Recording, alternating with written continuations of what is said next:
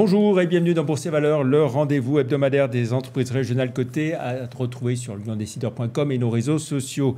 À retenir cette semaine la publication du chiffre d'affaires semestriel de Genoway, la société biotechnologique lyonnaise. Genoway annonce une activité en recul de moins 10% à 9 600 000 euros, conforme aux annonces faites en mars, à savoir elle devait se situer dans une fourchette entre 9 et 10 millions. En mars, Genoway avait annoncé la mise en place de mesures d'économie de 900 000 euros sur l'ensemble de l'année 2025 et de 1,5 million d'euros en année pleine. Dans le cadre de son nouveau plan stratégique Route 50+, Genoway revoit complètement son organisation commerciale. En bourse, le 24 juillet au soir, l'action Genoway cotait 3,02 €. Elle enregistre un recul de 19,5% par rapport au 1er janvier, de 25% en un an et en revanche une croissance de plus 31% en 5 ans. On retrouve à présent notre invité, Olivier Soula, directeur général d'Adocia. Bonjour. Bonjour. Merci d'avoir accepté notre invitation. Alors, comme Genoway, Adocia est une société de biotechnologie lyonnaise spécialisée dans la découverte et le développement de solutions thérapeutiques dans le domaine des maladies métaboliques. Tout à fait. En particulier, peut-être la plus connue des maladies métaboliques, le diabète de type 1, le diabète de type 2.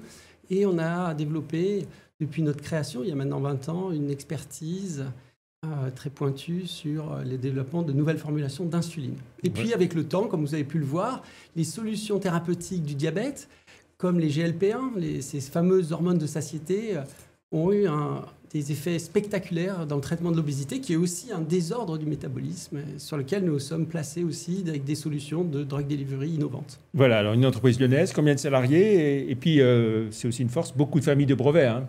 Tout à fait. Donc, il y a 76 personnes, 25 docteurs en sciences. C'est une société, comme je le disais, donc, très en amont, innovante, qui amène des solutions à licencier des partenaires des grandes sociétés pharmaceutiques, sur la base, évidemment, de propriété intellectuelle, hein, qui est la force de la société. Et on a beaucoup plus que 25. On a près de 50 familles de brevets dans la société sur différents projets, mais tous focalisés sur les thématiques du drug delivery, de solutions industrielles pour le diabète et l'obésité. Alors, point d'activité au 30 juin, avec des nouvelles plutôt encourageantes. Après, on va dire des moments difficiles, hein, 2023-2024. Déjà, un point de trésorerie au 30 juin. Une trésorerie tout à fait saine, puisque au 30 juin, on avait 7,1 millions d'euros. Mais à cela, il faut rajouter, début juillet, la réception d'un paiement d'étape importante, puisque c'est la fin de la première étude de phase 3 avec notre partenaire chinois sur notre insuline ultra rapide pour 10 millions de dollars.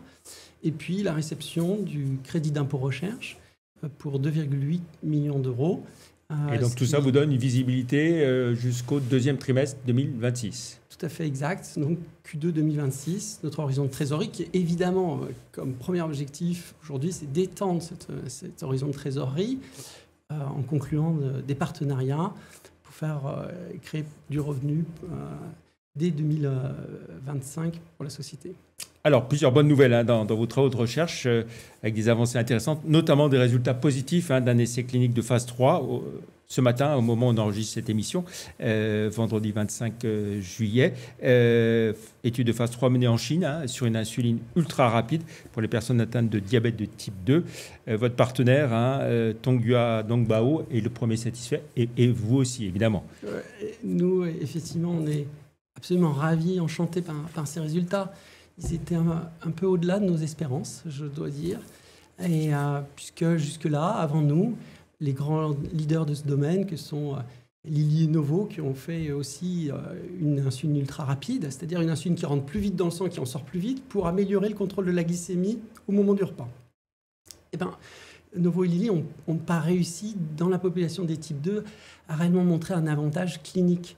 Et ce qu'on a réussi à faire, bien sûr, l'étude est un succès, on a rempli les critères de succès de l'étude de phase 3, mais au-delà, puisqu'on a montré un paramètre très important qui est le contrôle de la glycémie au cours du jour. Et on voit qu'à changer l'insuline rapide par cette insuline ultra rapide, BC Lispro, tous les repas sont impactés positivement et à chaque repas, la glycémie est mieux contrôlée pour la même dose d'insuline, pour la même tolérance, pour les mêmes effets hypoglycémiants. Et Et donc ça, c'est tout à fait remarquable. Je crois que c'est la première fois qu'on voit ça. Et c'est vrai qu'on est ravis. Parce que donc ça vous ouvre des perspectives très importantes. Alors, bien sûr, avec votre partenaire sur le marché chinois. Oui, alors on a un deal tout à fait intéressant avec notre partenaire chinois, puisque c'est quand même le leader de l'insuline en Chine. Et vous imaginez bien que la souveraineté est un sujet important en Chine. Et puisque c'est le premier à avoir inventé l'insuline humaine en Chine dans les années 90. Mais on a les droits sur ce produit pour le reste du monde, au-delà de la Chine et de quelques pays asiatiques. Donc ça ouvre ces résultats ouvrent de nouvelles opportunités business qu'on va explorer dès à présent.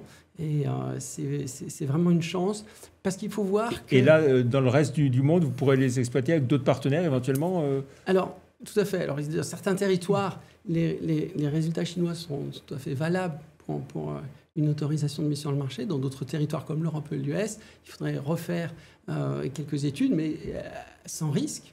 Et c'est tout à fait des sommes raisonnables pour un produit comme celui-ci, sachant que l'exploitation d'une insuline, c'est des exploitations qui se font sur des décennies, même au-delà de la vie des brevets. Il faut voir que l'insuline, par exemple, de Novo, l'insuline rapide de Novo, Aspart,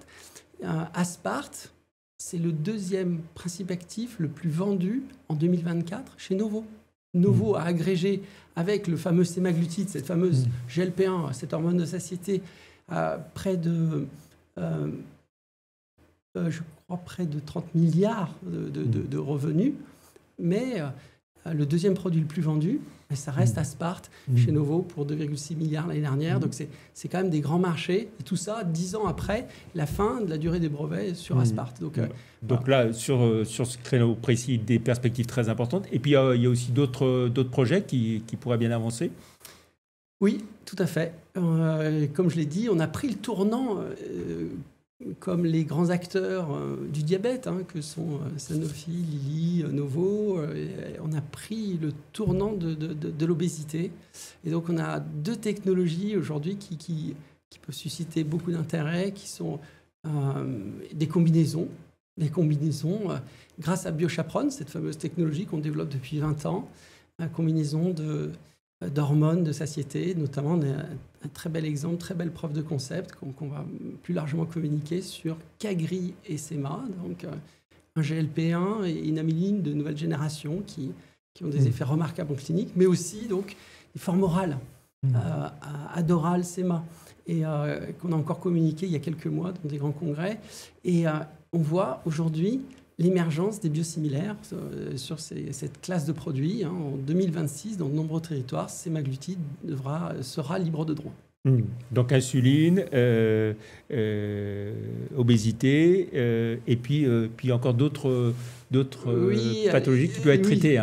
Tout à fait. Alors il y a un sujet qui est un peu toujours dans le champ du diabète, puisque là, c'est même, on pourrait dire, le Graal dans notre domaine, c'est d'accéder à une thérapie cellulaire du diabète de type 1. Comme vous le savez, c'est une condition déjà pédiatrique. Et comment traiter des enfants de diabète de type 1 simplement en leur implantant des cellules qui vont répondre au glucose en délivrant la quantité d'insuline nécessaire. Et ça, évidemment, c'est un gros défaut aujourd'hui, c'est que ça nécessite le recours à des immunosuppresseurs. Impensable de donner à des enfants un traitement immunosuppresseur, de les rendre immunodéprimés. Et on a développé un dispositif pour encapsuler ces cellules, pour les cacher du système immunitaire de l'hôte, et du coup se passer des immunosuppresseurs. Et ça, c'est évidemment un objectif qui nous anime, parce que ça fait 20 ans qu'on travaille sur le diabète. L'idée qu'un jour on puisse guérir le diabète par un traitement fonctionnel, c'est effectivement un rêve qui nous anime tous.